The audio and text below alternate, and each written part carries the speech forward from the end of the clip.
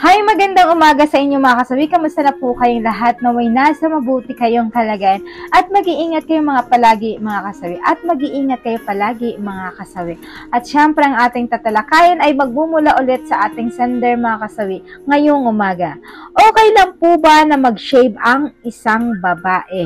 Ayan mga kasawi. Syempre for me mga kasawi, mas maganda na nag-shave ang isang babae pagdating sa kanilang pingping kasi napakasarap nun sa pakiramdam kapag ka nag-shave at walang balbas ang isang babae, balahibo sa kanilang tilapia or tinatawag sa kanilang kuweba. Kasi alam niyo ba kung bakit mga kasawi?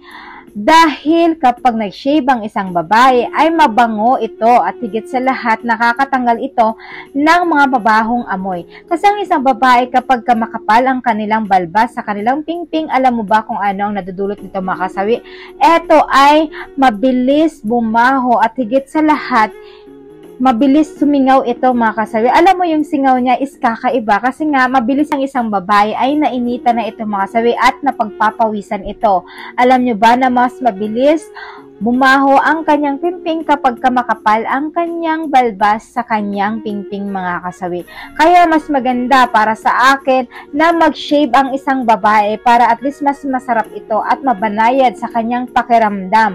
At hindi lang yun mga kasawi, alam nyo ba maganda din ang dinudulot nito sa mga kababaihan kapag walang balbas. Para at least kapag once na naghanahana kayo ng iyong asawa at ang kakainin kayo ng inyong asawa sa inyong pingping ay maganda ito dahil mabango, mabanayad at talagang tatambay siya dyan sa inyong kuweba mga kasawi. At hindi lang yun mga kasawi, ang kagandahan nito, mas maganda na pa-i-wax ninyo kasi kapag once na nag-shave lang kasi mga kasawi, mabilis itong tumubo, yung mabilis humaba, di ba? Pagkatapos ng 3 days, makati na ito dahil natutubuan na siya ng iyong shinave.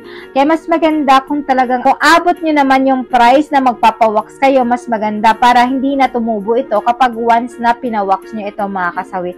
May mga mura naman na wax na pwede kayong puntahan para lang mawala ng inyong balbas sa ibaba mga kasawi. Kaya mas maganda na nagiging komportable tayo kapag wala tayong balbas kasi alam nyo ba kung bakit mga kasawi. Kasi alam mo yung pakiramdam na kahit na nagbuka ka ng upo, tapos kaya yung kahit na babanasan na tayo or napapawisan na tayo, ay wala pa rin siyang amoy. Kasi dahil wala tayong balbas. Kasi ang balbas ay ito ang pinagmumulan ng kakaibang amoy ng inyong pingping kapag ka ito ay malago ang inyong balbas mga kasawi. At syempre yan lang po mga kasawi, kaya pwede po na mag-ahit ang inyong asawa. Kung talaga abot kaya, pwedeng magpa-wax mga kasawi.